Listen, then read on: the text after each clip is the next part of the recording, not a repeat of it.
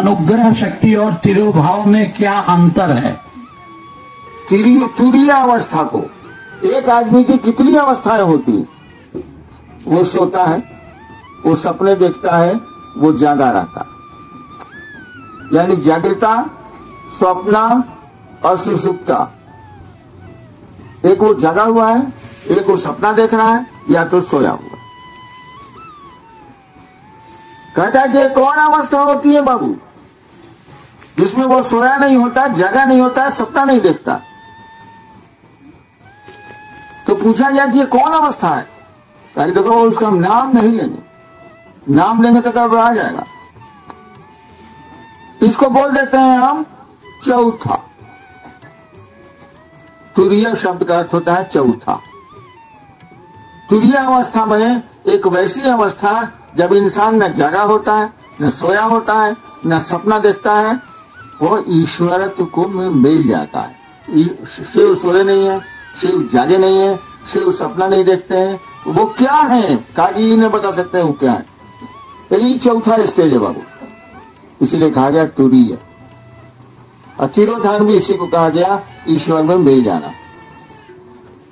जी, और इन्हीं की और एक जिज्ञासा है कि करुणा भाव और दया भाव में क्या फर्क है? देखिए, कोई नमः शिवाय नहीं करता, कोई फटाफट ठीक से नहीं करता है, कोई 10 को शिव से नहीं बनाता है। ये सब सवाल का आंसर सुन के करेगा क्या? नहीं। बात बनाना लोग सीख गए हैं, सवाल करना लोग सीख गए हैं, करना किसी को कुछ नहीं। अंग्रेजी में वो कहावत है, यू डोंट नो वॉकिंग। आप टहलना नहीं जानते हैं, you don't know walking and talking of flying. पर उड़ने की बात कर रहे हो। न जानते हैं, न जानना चाहते हैं, न करना चाहते हैं। मेरी बात सुनने की आदत खत्म है, इसीलिए हम सुनना छोड़ दो, छोड़ते जाओ। कहाँ मिल रहे हैं? 4 महीना पर तो मिल रहे हैं, 4 दिन मिले, और अनाउंस भी कर रहे हैं कि मैं नहीं मिलूंगा, नहीं मिलूंगा। हम आदमी बहुत खतरनाक हैं, जो बोलते हैं एक दिन लागू कर देते हैं। इसीलिए कि आप सुनते ही नहीं, सुनते हैं इधर से निकाल देते हैं, उसको करते ही नहीं। और सवाल ऐसे ऐसे करते हैं जो बड़े बड़े जोगियों को नहीं बुझाता है। अब बताइए, करुणा और दया में क्या अंतर है? बड़का बड़का जोगी नहीं समझा सकता। एक और शब्द आया कृपा, इसमें क्या अंतर है? कोई अंतर नहीं है यार, वही करुणा दया बनती है।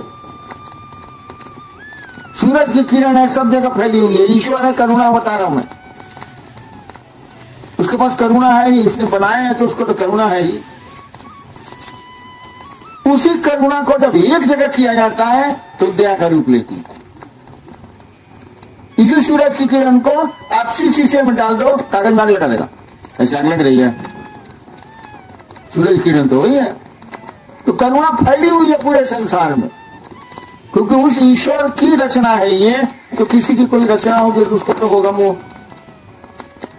वही करुणा जब व्यक्ति पर खास करके कंसंट्रेट करती है तो उसका नाम होता है दया। जब कंसंट्रेट करेगी तो उसको ईश्वर बना देगी।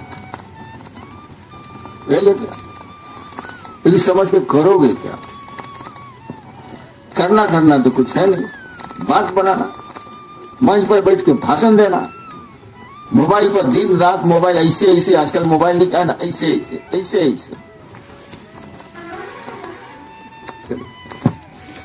वही सब है। फिर शिव गुरु की चर्चा एक परिणाम परक, अंतहीन और अविरल आत्मानुभूति है। किसी की भी चर्चा परिणाम परक है। लगातार किसी की चर्चा करोगे तो धीरे धीरे या तो उससे दुश्मनी हो जाएगी या उससे दोस्ती हो जाएगी।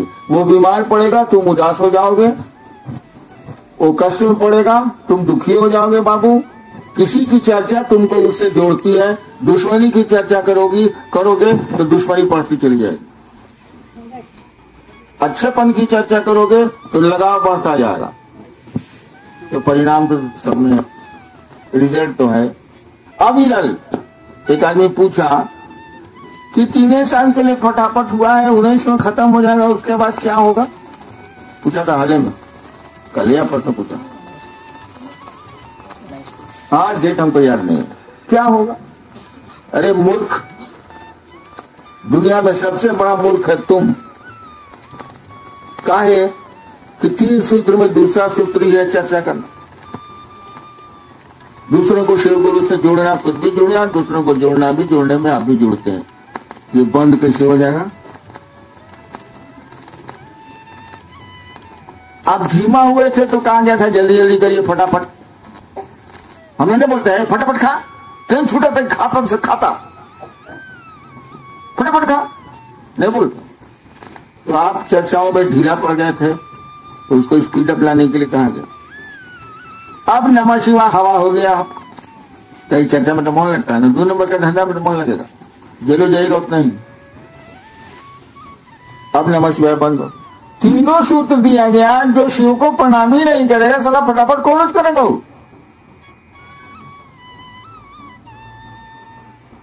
तो 19 के बाद फटाफट बंद कैसे हो जाए? अविरल है ये, अविरल में रुकता नहीं है, अविरल है ये। और आत्मानुभूति है, शिव की चर्चा करोगे तो शिव ही आत्मा है ना, अनुभूति नहीं होगी। मैं अपने गुरु से दया मांगता हूँ कि मेरे साहब श्री जी का स्वास्थ्य सही रहे, ताकि सेलम की धरती पर मेरे साहब का चरण स्पर्श होने की दया मांगता रहता मैं महिंद्रा अपनी कंपनी से दया मांगता हूँ कि मैं जिस जीप से चल रहा हूँ वो पुरानी नहीं हो, खटर खुटरू नहीं हो। होगा, जगत का नियम है। जो अगच्छो सो गच्छो, ये संस्कृत हम बोलते थे, मेरे बाप बहुत किसी आते थे। कौन संस्कृत हो? हम तो हमारा में 12 दाने के कंकड़ के बारे में आपने लिखा है कि यह 108 और 9 के भाग का परिणाम है। यहाँ भाग क्यों किया गया?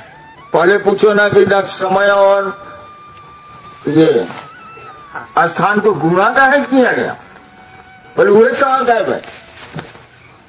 समय 27 नक्षत्रों से जाना जाता है, दिशाएं 4 होती हैं मूलतः, दोनों को गुणा का है किया गया।